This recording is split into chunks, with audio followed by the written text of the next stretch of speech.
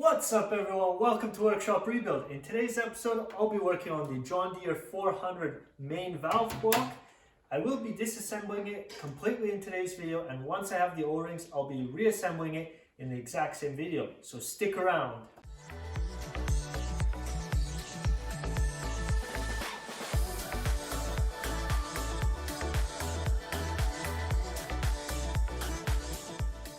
I have the main valve block laid out on the table. I will start the disassembly right now. I will share with you guys a time-lapse video, so I will not be talking. Once I'm done, I'll clean all the parts behind the scenes, and I'll bring you back once I have all...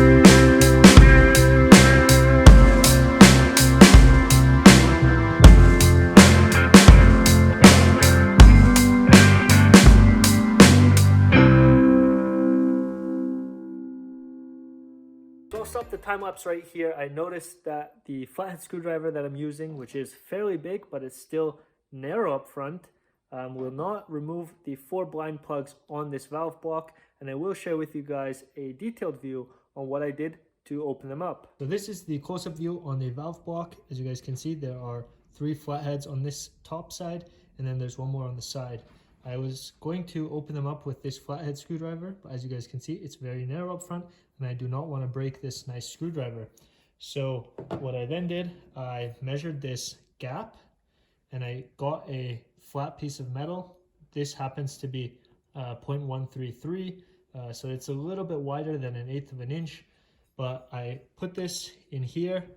I went over to the vise, and I was able to open them up with this. So this is wider than my flathead screwdriver up front, as you guys can see, much wider. And you might need something the similar thickness or 1/8 of an inch, something that's just square and that's not very pointy up front like the screwdriver. The last thing I have to do is remove those 4 blind plugs, and then I'll bring you guys back for an overview on all the cleaned parts. A couple of days have passed, I'm wearing something else, and I'm back here on the white table. Laid out is the valve block with all the internals, and it looks like an exploded view on a drawing. Down below, I have all the fittings and brand new O-rings for the whole valve block. So I'll share with you guys the valve block assembly, and I'll share with you guys how this valve block actually functions. In the middle of the screen, you guys will see the main valve block. This is a cast part. We have a whole bunch of machined areas, and I'll get to that right away.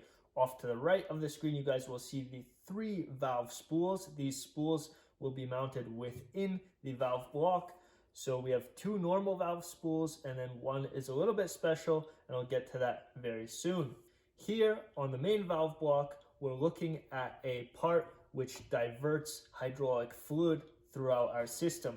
This happens to be the valve block for the John Deere 400, and we have 6 outlet ports. These will allow us to operate our hydraulics. We have 3 ports on the top, which will just be plugged off. We have 1 inlet, which is on the very top. This will house a certain inlet fitting. We have 3 bores, which are much larger than any of the other bores. These will house our 3 valve spools. That's why this is a 3 valve spool hydraulic valve block. The output fitting will be located in this area, but since this John Deere does not have the output or return over here, it is an end plug. On the bottom, we have a bypass port. This port will house a fitting which then diverts fluid to our power steering. On the left of the hydraulic block, we have a check valve which is on the very top. This is a big fitting. And down below you guys will see probably the smallest 3 ports which are just machined to size, and they will house each an O-ring. So when we add our 3 valve spools throughout this block, they will protrude to this side, and we will have O-rings to seal that all off. And off to the far left, we will then have our lever system which pulls on each spool separately. Down below, I have all the new O-rings and the fittings for the main valve block. For instance, these 6 fittings will be mounted onto the valve block, and we have 6 ports right here for these 6 fittings. That's why these areas are machined and they are threaded as well. So we have 6 ports right here and 3 in the middle, and these 3 in the middle will house our blind or end plugs. So the easiest way to explain this 3 spool valve block is fluid comes into the block, and this acts as a distribution center for fluid for cylinders, motors, pistons, whatever it is. This is what gets the job done. In our instance, for the John Deere 400, we will be powering power steering or power assisted steering, and we'll be powering auxiliary hydraulic fittings as well as a lift or tilt cylinder on our machine. This right here happens to be the valve spool, which gets inserted within this valve block. I will not insert it right now because you should never insert this dry into your valve block. You should always coat it with some lubricant. It doesn't matter what kind of lubricant, but as long as it's lubricated, then you can insert this. I will not insert it right now. I'll just share with you guys how this functions. So when we look at this valve spool, we have different ports and machined areas. So we have this set of machined areas and this set. The only function for this valve spool is to move back and forth and divert fluid forward or in reverse. And what that allows us to do, for instance, a cylinder will be pushed out, and if you divert fluid the other way, it will be pushed back. And this valve spool, with our linkage up front, which will be mounted on it, will either pull or push this valve spool within this hydraulic block. When you guys look at this very closely, you guys will see some areas are shinier, which are these machined areas, and these are ground to perfection. And up front and in the rear, it is a little bit more dull, and the tolerance on this is still very good, but these areas right here are the sealing mechanism within the hydraulic block.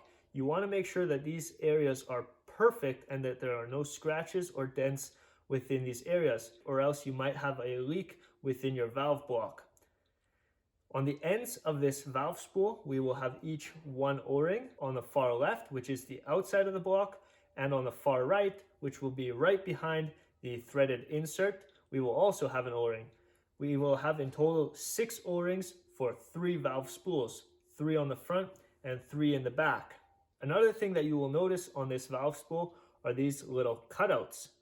They are on each seat of this valve spool, and this allows the fluid to be feathered within each port. So when you would push this back or pull it forward, it will feather the fluid. The best way to understand that is if you have a sealing mechanism at this height and you push it forward, this cutout will be the first thing to protrude through into the bore, and that will allow fluid to pass by a little bit easier, and that's why it's called a feather. So this feathers the fluid into the port, and once it's open, it will divert the total amount of fluid which is being pushed through the system.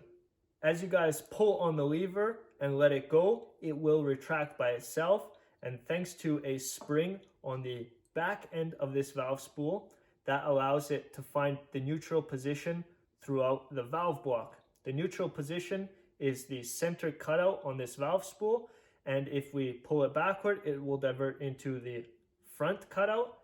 Going back will be neutral, and pulling it forward will divert fluid into the back cutout. The top and the middle valve spools are exactly identical. Everything seems to be in great condition on this valve block, but the third spool is something special, and I will share that with you guys right now. This spool has a bigger rear end, and it also has a bigger spring, but at the same time, it houses 2 ball bearings. These ball bearings are very special. They get housed on the back end of this valve spool. There is a little bore on either side of this spool, and the cap is a little bit larger to house those 2 ball bearings. So now what does this allow us to do? When we have auxiliary hydraulics which need to be powered consistently in either direction, forward or in reverse, these 2 ball bearings will act as a stop within this end cap. So when we pull this forward, it will stop at a certain position, and the lever will stay in that position, so the fluid will be diverted consistently. That will allow you to operate different implements or attachments which need a constant flow throughout your valve block. That's why this is a little bit special, but I will get into the assembly process very soon.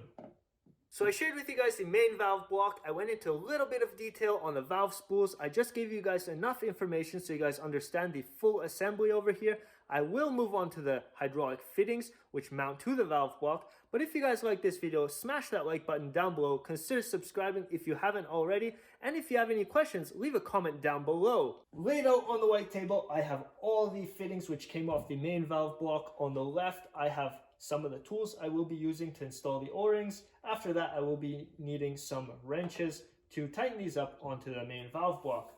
These O-rings are brand new and all the sizes fit. I double checked on all of them, and you'll find them down in the description. Please check out the links, and you guys can probably purchase some of these yourself or even find them at your local dealer.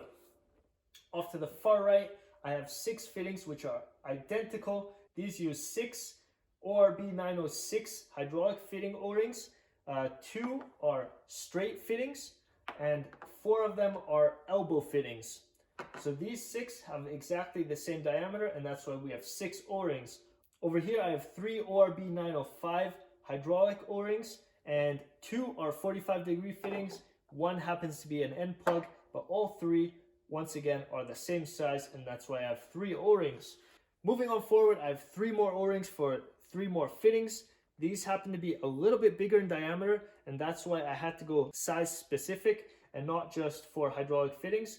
The hydraulic fitting O-rings are usually a little bit smaller, but these are bigger in diameter since the end plug or end cap is a little bit different. And our biggest O-ring in the whole assembly is this one right here. This is a 3/4 OD O-ring, and it goes onto our biggest fitting, which is an end plug as well, and that's why it is a little bit bigger in diameter, but also the thickness as well. I didn't want to overcomplicate the fittings or the O-rings that belong to the fittings. Everything is a standard size.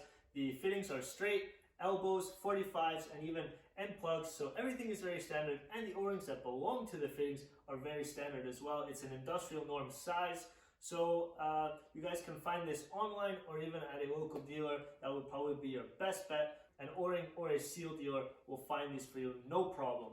But now I'll get into the assembly process of the valve block, and I want to make sure that I have automatic transmission fluid ready, because all these parts, especially the valve spools, will need oil once they get assembled. So right now I'll share with you guys the assembly process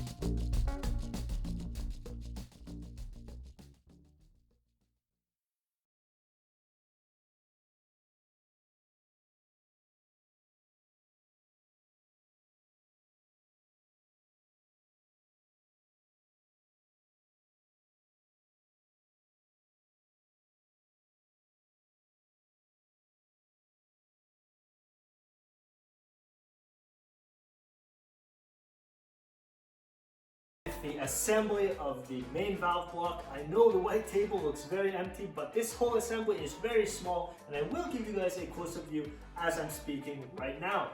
I finished this assembly up, everything went together very smooth, the O-rings fit just like they should. The link will be down in the description if you guys would like to tackle this rebuild yourself. All the fittings that I mounted onto the valve block are not tight as of yet because they will be mounted onto hard lines and I don't know the exact angle, so I will tighten those up once it is installed into the main frame. Besides that, I'm super happy that the valve spools within the valve block were in pristine condition. You really got to make sure that those are in pristine condition, or else you could have a hydraulic leak and your hydraulics could be very weak, so you wouldn't want that. And if your spool is damaged, it is possible to get it rebuilt, but it might be even better to just find a new valve block because these parts can get very expensive. I shared with you guys the disassembly and assembly process in one video. I shared with you guys information about the valve block in general, how it functions, and what's involved in the valve block. If you guys like videos like this, leave a comment down below. I'd really appreciate it. It gives me feedback if I'm doing the right thing and if you guys enjoy the content or if it's helpful for you guys.